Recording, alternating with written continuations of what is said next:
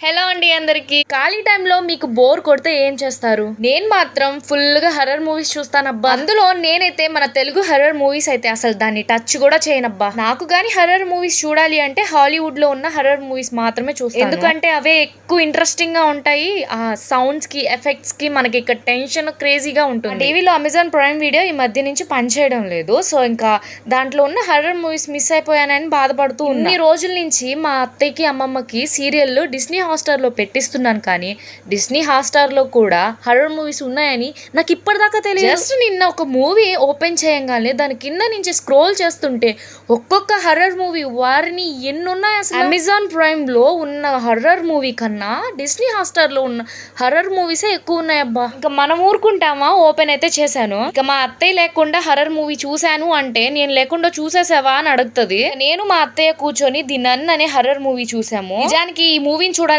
చాలా రోజుల నుంచి అనుకుంటున్నాను నేనైతే, కానీ అమెజాన్ ప్రైమ్ వీడియోలో తెలుగులో లేదు, ఇంగ్లీష్ లో ఉంది. అండ్ అది కూడా దొరకలేదు కూడా అసలు ది నన్ మూవీ. ఈ హాట్‌స్టార్ లో అయితే చాలా బెస్ట్ హర్రర్ మూవీస్ అయితే ఉన్నాయి. ఒకసారి మీరు ట్రై చేయండి. హర్రర్ మూవీస్ చూస్తూ భయపడి కళ్ళు మూసుకునే వాళ్ళు ఎంతమంది ఉన్నారు? నేను మాత్రం అలా కళ్ళు కూడా మూసుకోను, ఎందుకంటే ఆంజనేయ స్వామి దండకం చదువుతాను అనమాట. హర్రర్ మూవీ కోసమైనా లైక్ చేయొచ్చు కదా.